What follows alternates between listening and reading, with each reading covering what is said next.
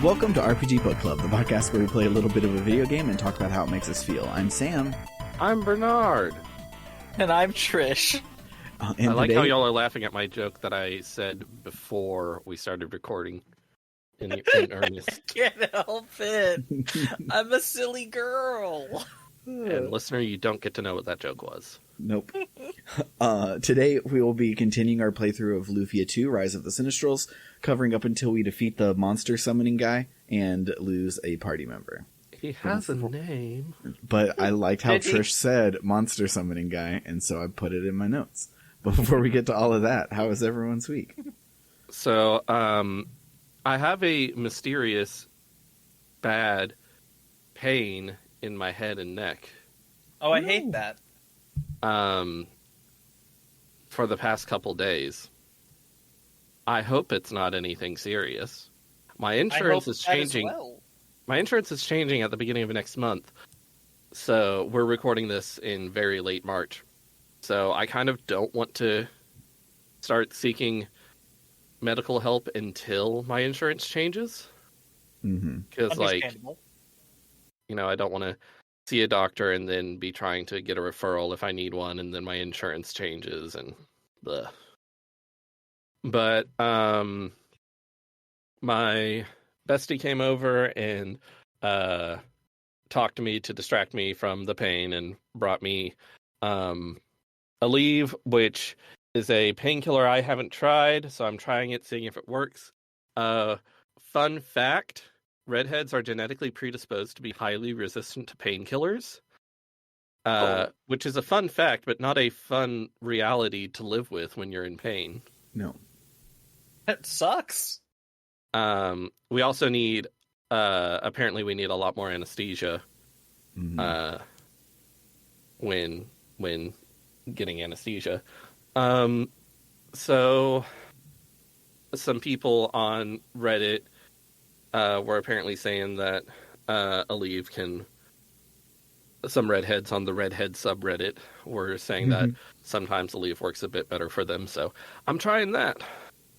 Yeah, I hope it feels better, because debilitating pain is debilitating and not fun. Yeah. And other than that, I have been playing so much Xenoblade Chronicles X. I don't really have the gumption to do anything else right now because I'm in pain. Yeah. So I've been playing a lot of... Yes? I was going to say, we were going to do that on the Escape Pod, and we might still one day way down the line, but Bernard played a little bit of it to see if it was a good fit, and then played about half the game. So I've played about 30 hours, which is probably like a fourth of the game. Yeah. Also, I found that no, it's not a good fit. It's a terrible fit. It would be nightmarish. But maybe we can both play it at our own time, and then if we want to cover it on the Escape Pod, because I don't think we ever actually said that we're planning to cover more spacefaring JRPGs after Star Ocean. I don't remember if we did, but yeah, but that's the plan. But maybe we'll play it on our own time and then do a season where we just watch the movie. Yeah, watching I think it's like a 12-hour movie sounds a lot better than trying to play 10% of a giant-ass open-world video game every week. Yes.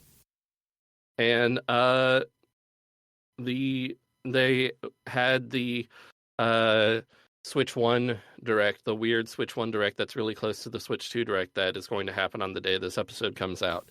And they announced a new Tomodachi Life game, so we won. We won. Yes, we did. I'm so excited. I went into the weird buried Mii Maker, buried in the settings on the Switch, and I updated my Mii because I'm so excited, even though I might look different in a year because it's not coming out till 2026. But yeah. I finally put a mustache on my Mii. Nice. A Mii stash. My Mii still has a full head of hair, so I definitely need to update my Mii is At least not the one on my Switch, but like the last Mii I made is still a guy, I think. So that's I have a friend who had a profile on my Wii U because she didn't have her own Wii U. This was before she transitioned. And if I boot up my Wii U, I can't go in to remove that profile or change that Mii or anything. So I'm jump scared by her dead Mii every time I turn on my Wii U. her dead me. I don't like it. Oh, that's really good. I need to steal that. That's really good. Gosh. Yeah, I'm trying to think about what has happened in the last week that I can talk about, and I'm like, the two things that I think are good to talk about on the podcast. Actually, three things. What hasn't happened yet, but tomorrow I'm going to Canada. Hopefully that goes well. Yeah. I hope so. I fucking hope so. There have been a couple of press conferences literally today that make me think that maybe it won't go so well. I know, but I have a girlfriend waiting for me. A girlfriend in Canada. Hope. Real. I do have a literal girlfriend in Canada. She's wonderful. I'll get to join her for her pizza deliverying. But yeah, so I've got that going on tomorrow. Today I had a fun thing of me. We do this like every 2 weeks, but we didn't do it last 2 weeks, so it's been 4 weeks since the last time we did this. I talked about, I think, a little bit on the pod before. There's a very fun show my wife introduced me to, an anime called Symphogear, which I describe as what if magical girls were powered by singing, and also it was like darker than you were expecting. Like definitely on like the not Madoka Magica, but more maybe the lyrical Nonohana end of the magical girl darkness slider, and it's really fun and really good. We've been she showed it to me ages ago, and we've been both watching it with one of my newer girlfriends, and it's just a lot of fun. We finished season 3 today, which ends just delightfully. I'm just going to throw out one of my favorite things that is sticking in my brain right now, which is the like, you know, like dangerous final move that any of the magical girl kind of characters can do. That is like, you can do this, it'll unleash your like maximum abilities, but it will also probably kill you if you do it. And it's called a swan song, and it nice. always starts with like the same notes, like the beginning of a swan song is always the same, and it's hauntingly beautiful. And getting to hear like a 6-part harmony of it like is lingering in my soul an hour later. And it'll probably linger farther than that. And the last thing I've been doing is partially because I was working to do something while listening to, I've been trying to catch up onto a podcast, which I have successfully recently finally caught up on. Jay and Miles Explain the X-Men for the first time in, I want to say, at least 7 or 8 years. I've been listening to that podcast about 10 years. It's been a while since last time I was caught up. It's great, but I need to do well. So I went back to Balatro, specifically to the modded challenge runs that it has. And there is one I've been doing. I've already beaten it. Like, there's no reason for me to keep doing this challenge run over and over again, except that I love it. And it's now my favorite way to play Balatro. Where there's one of the jokers that this mod adds to Balatro is a RNJ, the random number joker. And the random number joker has a random ability, and that ability changes every 3 rounds. And so, every ante. So, what this challenge run does is it gets rid of all other jokers. Every joker is the random number joker. Oh my god. And so, it's just constantly, like, there is no way to have a consistent build. Every time you think you're doing great, like, you've somehow lucked out on the perfect stuff, and then you just, oh, nope, next ante, all of those jokers are shit now. Awesome. It's very fun, and truly, like, some of the things that these things can come out with are so useless that you're like, why would I ever want that? And some of them, it's like the random number generator spat out the most broken, overpowered thing possible, and it's like, well, I love this. So yeah. What about you, Sam?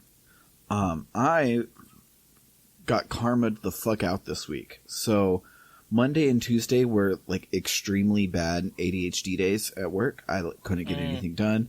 And in my final session with my therapist, because they were quitting, not because of me, but in our final thing, she told me that the practice she was working at doesn't pay enough, and she would have to work like 60-hour weeks, and that's untenable. But so in our last session, we talked about how if I'm having a bad brain day, I am sick and I should take the day off and recuperate and try it again later, and not just feel guilty that I'm not getting anything done. So on Wednesday, I was like, I've had a bad brain day the last couple of days. The kids have been a lot. I'm just going to play a shitload of Final Fantasy XIV. And so on Wednesday, I played a shitload of Final Fantasy XIV. And I told my boss that I was sick with what the kids in summer had, that they just gotten over. And so I played a bunch of Final Fantasy XIV. I am literally 2 quests away from the end of Stormblood right now. And Stormblood is complicated. I'll talk about it one of these days. But I played a bunch of it. I stayed up kind of late, and then I'm like, all right, I'm gonna go to bed. I'm gonna wake up tomorrow, be ready for work. Except when I woke up the next morning, I had actually caught the thing that Summer and the kids had, and I was very sick. And so I called into work for real, and then had to run a bunch of errands that I had not prepared for. And if you are neurodivergent, you understand what doing an errand for the first time, how exhausting that is. And so I was exhausted and sick and miserable. And I did not think I would be better this morning. But I woke up this morning and I'm feeling great. I just have a lingering cough, and everything's fine now. But yesterday sucked and I hated it. I hate health problems. Me too. I also, like, moments ago, finished watching The Expanse episode 1 because I finished book 1 and I wanted to see how it compared. And when I recommended the books, I said that the show would have, like, The Boys energy, and the show does not. And the book kind of gets rid of that about halfway through the first book, and it hasn't come back since. So that was a premature descriptor of it, but the show's pretty good. I like it. There are several changes from the books that I think make sense when you're adapting it for TV. A couple of them that I think are bad. And the funniest one is, in the books, the people who are born in space, because there's less gravity, they grow taller and longer and skinnier. And when I was turning it on, I'm like, I wonder how they're going to show the Belters on TV. Like, how are they going to be tall, long, and scrawny? What they're going to do? I forgot tall people exist. So they're just tall, skinny people. The normal kind. And I was ready for like CG or something, and then it's just the tall guy, and I'm like, oh yeah, that can happen. Never heard of that before. Yeah, I recommend the show as well if you like sci-fi things, sci-fi the genre, and sci-fi the television channel specifically. But other than that, yeah, something segue to Lufia II.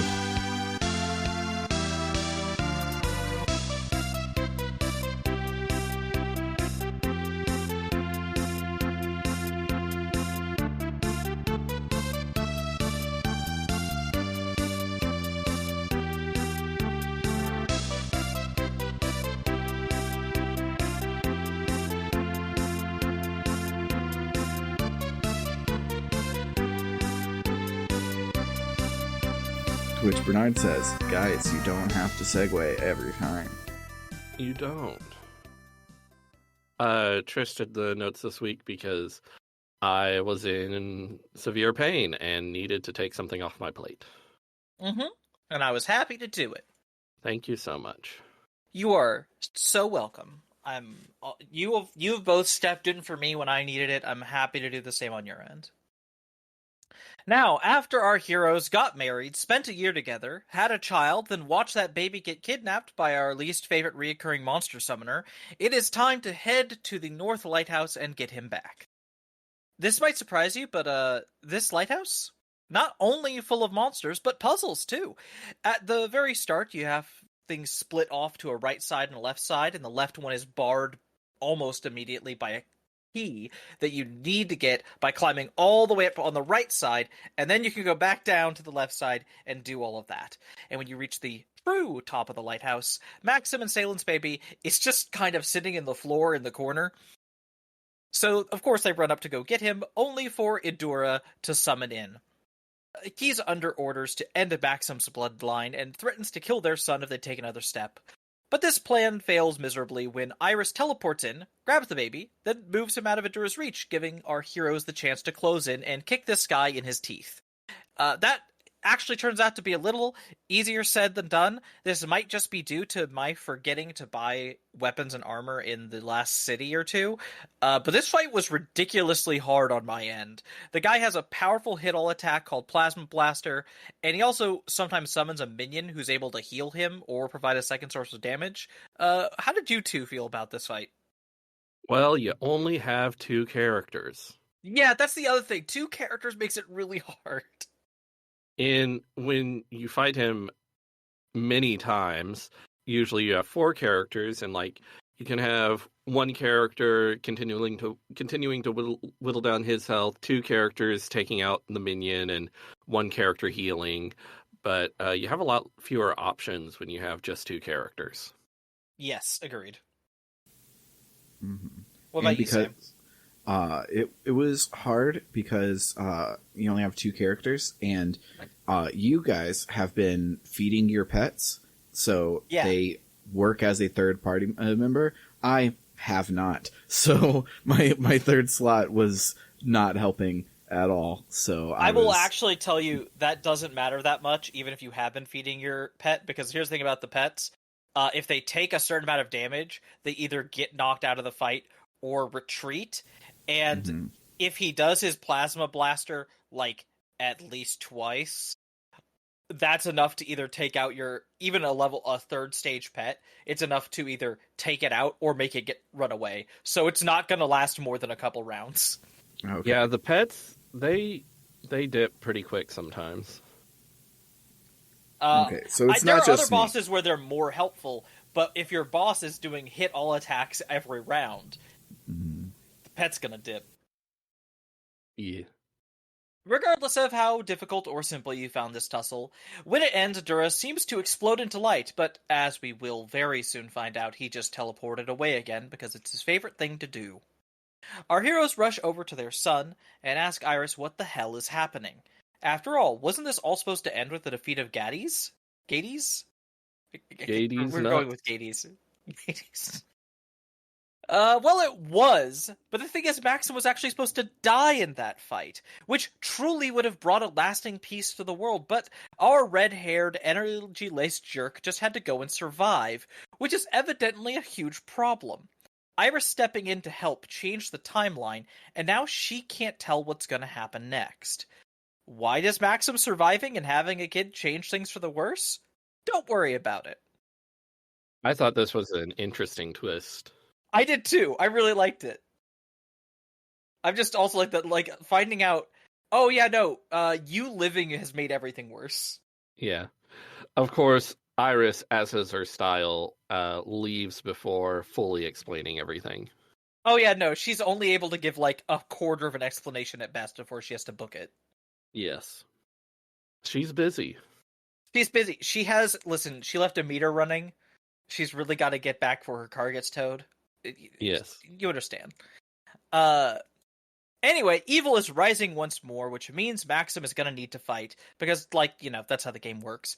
He's ready to just leave Salon at home to raise their son while he goes off to do battle with the forces of evil, but she is having none of that, and insists that she's a strong warrior too, and kind of helped him get here in the first place, and is going to refuse to leave his side. Instead, they leave Jaros with her aunt, knowing that there is a chance that neither of them are going to return home.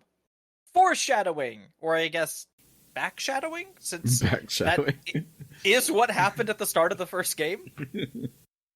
Anyway, we head past the ancient tower from last episode to the shrine that leads to the next continent, and who happens to be waiting for us there but Guy and Dakar? They're annoyed with us because we were about to slip away and leave for more main quests without telling them. But in my defense, I went back to Dakar's kingdom and looked around for him. So who's the real jerk here, I ask you? How did they know? How did they know? I'm gonna guess Iris poked him. Oh yeah, that would actually make sense if Iris told them. But yeah, they're just standing there and they're like, "Hey, heard you're going on an adventure," and I'm like, "What? Who? What? How did you hear that? Was it on the local news?" I assume so. Anyway, they join up again, and together we head out to the port city of Aline. Aline? I'll go with Aline. We need a ship so we can go to the next continent, because that's where all the next stuff is, but there's a small problem. Someone came in and destroyed every single ship in the harbor. This catastrophe will no doubt cause economic ruin for a city whose major economic niche comes from seafaring, but that is a minor impediment compared to our quest, so we gotta do something about that. Luckily, there is a master shipbuilder named Jayed. I assume that's how you pronounce his name. I don't know. Who should be able to rot a new ship for us. But he's up on a mountain to the north, so we have to go drag him back here first.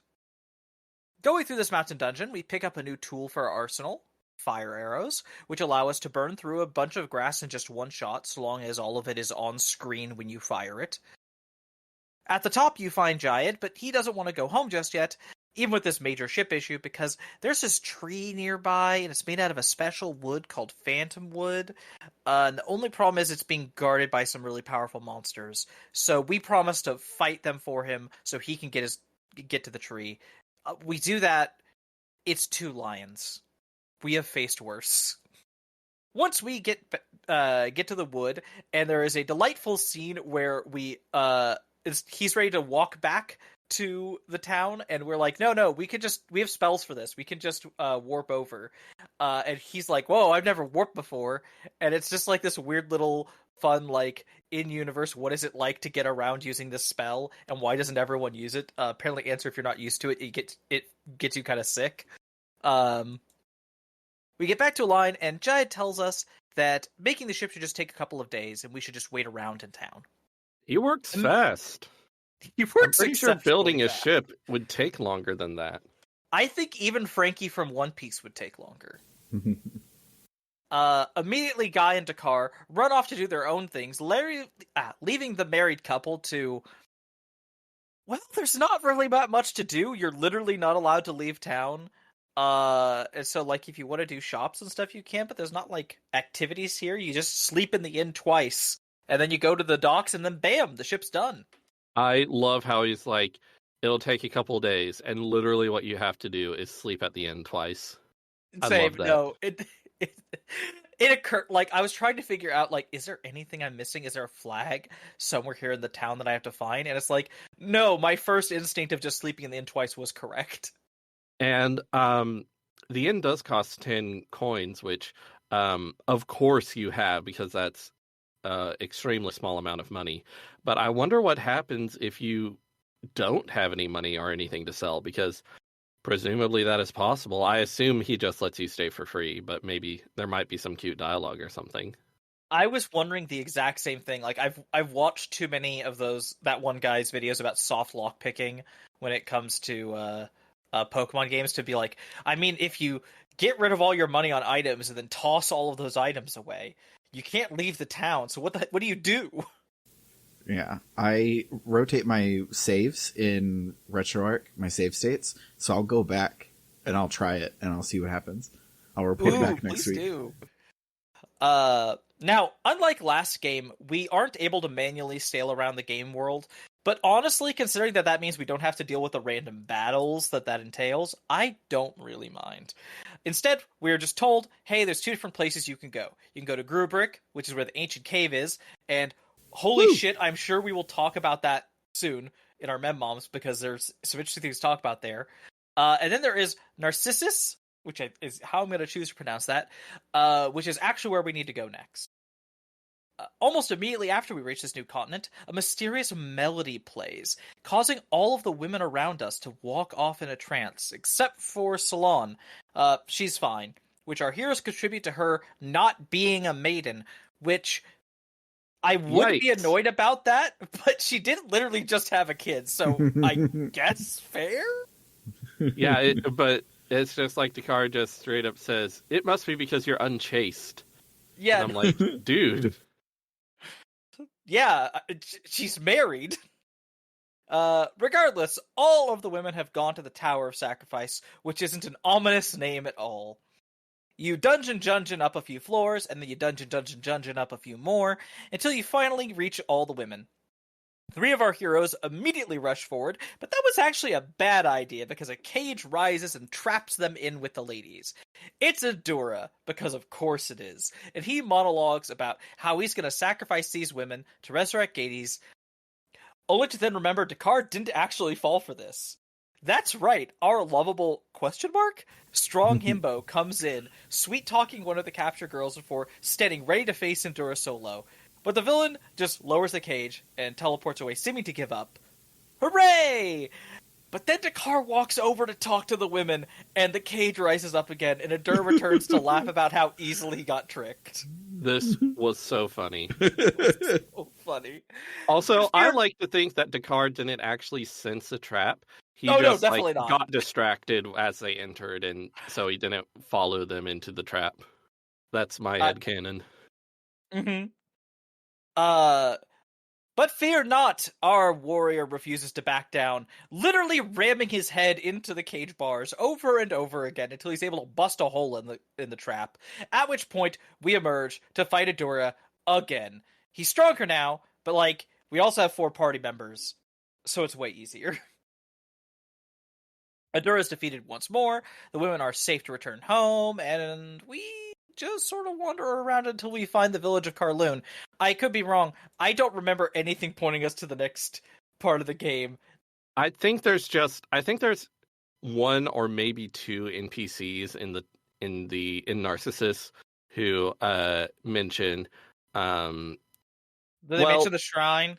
They mention the guy who went to the tower was seen going towards Karloon or Kaloon, whatever it's called. But I'm like, he teleports. How was he seen going there? He had to stop for supplies. He was hungry. And, loose lips. Or he wanted us to follow him, probably. One of the NPCs says a stream of light went through the shrine north of here. So teleporting, you have Okay, that makes sense. You have that to, which does make sense because in the kick-ass opening when Lufia flies away, there's a stream of light. So, I think the NPC I talked to did not mention it as a stream of light. I think they just said he was seen going there. Maybe another NPC mentions the stream of light because I remember thinking it's weird that they didn't say he was a stream of light. But also, maybe I'm confused. Mm-hmm. Well, anyway, we go to Karloon, and everyone there talks about how there's a shrine to the north that they recently say has been visited by a god. Clearly, that's where we go next. We get to the shrine, and we dungeon. A special shout-out to a puzzle near the end, where you have to blow up some cracked pillars to then cause a whole section of the floor to collapse. That was neat. Anyway, for the 3rd time this week, we get to Idura, who reveals that things are actually pretty dire for him at this point, because we foiled his plans so many times, his bosses are done with him. Specifically, Amon, one of the 4 Sinistrals who he directly reports to, has lost all trust in him. He has nothing left, and so he's decided he might as well kill us. So, we fight him one last time. Once he's dead, we head further in to find Iris, who Idura caught, apparently. The party goes to use escape, but they can't. Idura has blocked it as his last final laugh as the shrine starts to collapse around them. You gotta dungeon a little bit more to get to the magic artifact that's blocking the spell, and when you do, Iris and Dakar rush up to it. Dakar, of course, smashes it, because he's very good at smashing. Perhaps too good. The crystal ball shatters, and suddenly Idura, who's either still alive or it's his ghost, his sprite flickers, so I think that one, I'm not entirely sure, shows up with a bunch of monsters. Dakar blocks all of them, saving the rest of the party, giving them just enough time to use escape and leave him behind to die. I think Idura says something like, "Even in death, I'll fucking get you." I think he does. I couldn't remember. I think he says something about in death. I think he is a Yeah. ghost. Even in Ghost, he can still summon monsters. What an asshole. Yes. Back in Kowloon, our party is left to sit with their friend's demise, and Iris leaves them to it. How will they all handle this grief? Will they find someone, perhaps an elfie sort of guy, to take over Dakar's spot in the party? Will we ever see Tia again? We might find out next time. I'm not sure, but until then, let's listen to some music and then talk about our memorable moments.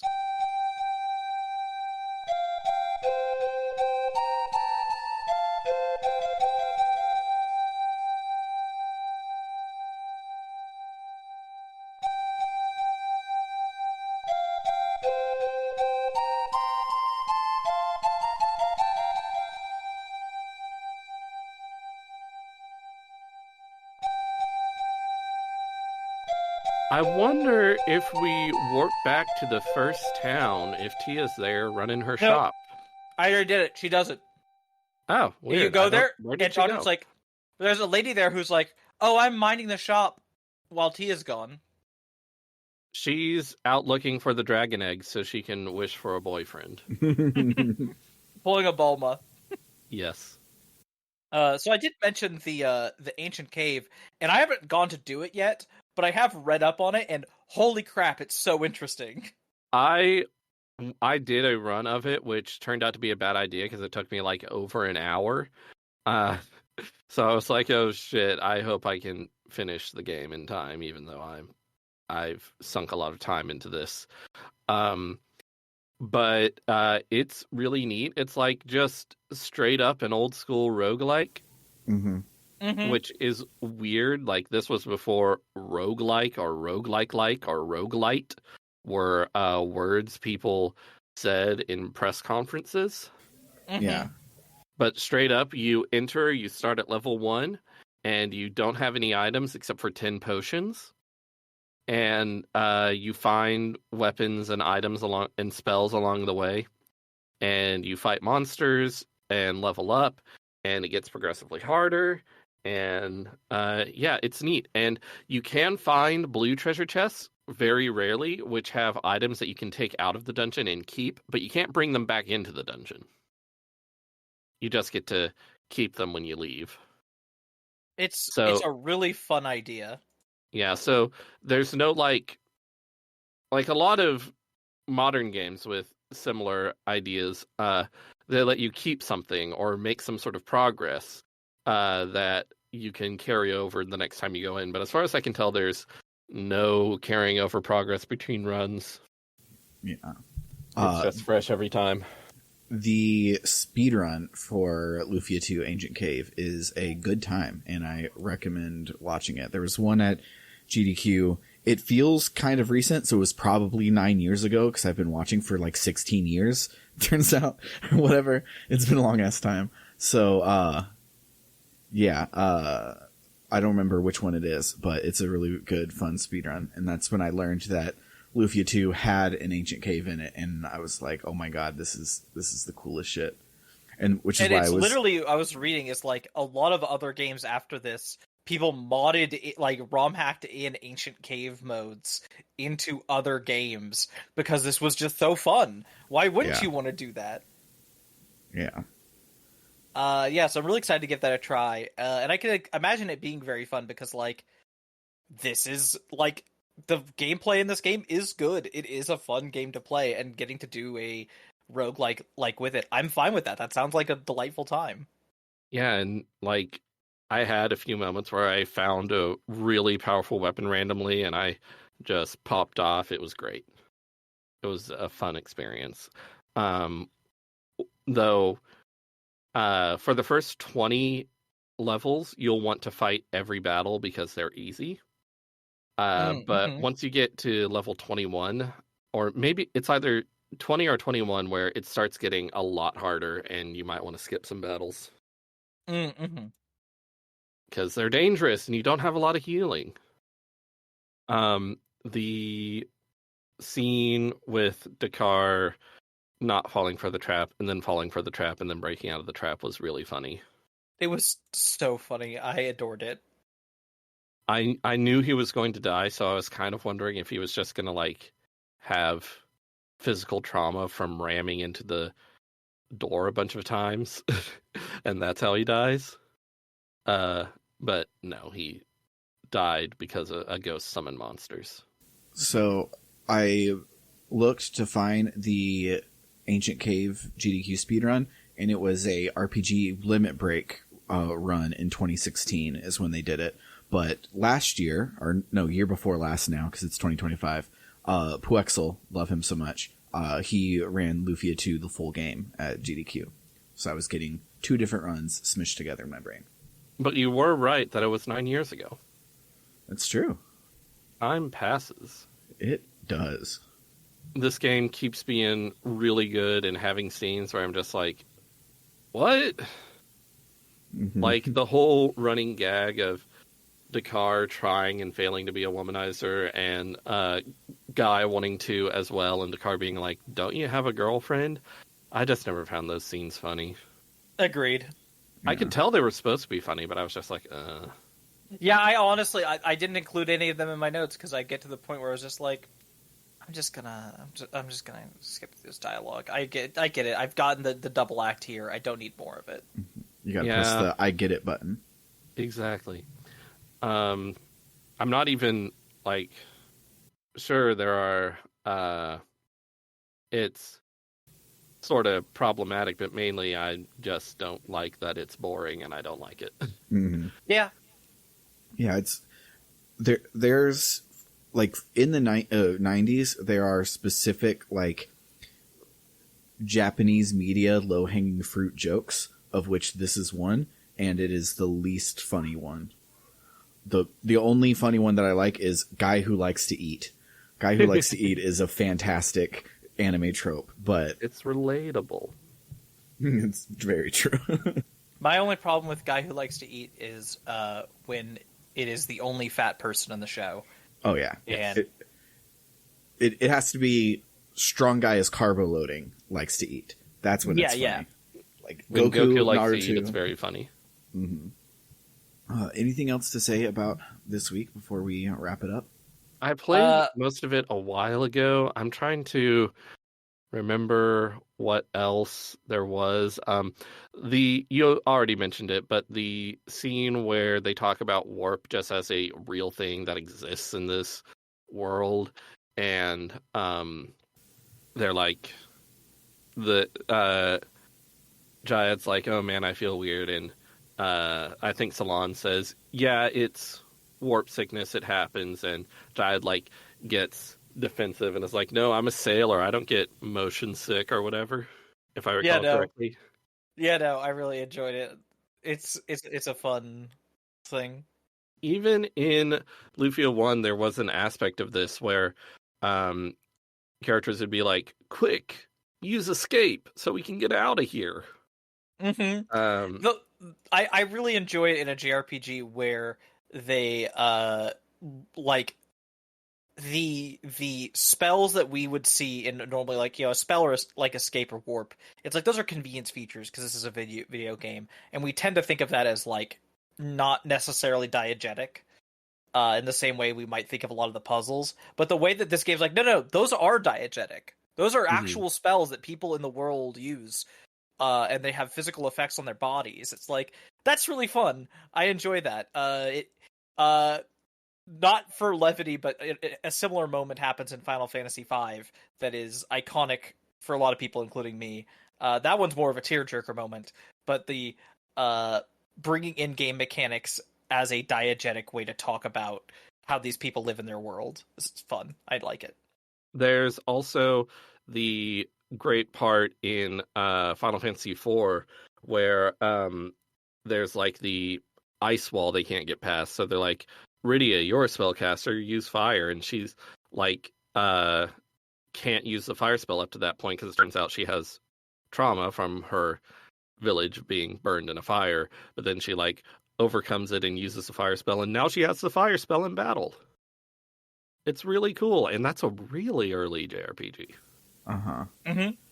I love that part of Final Fantasy IV.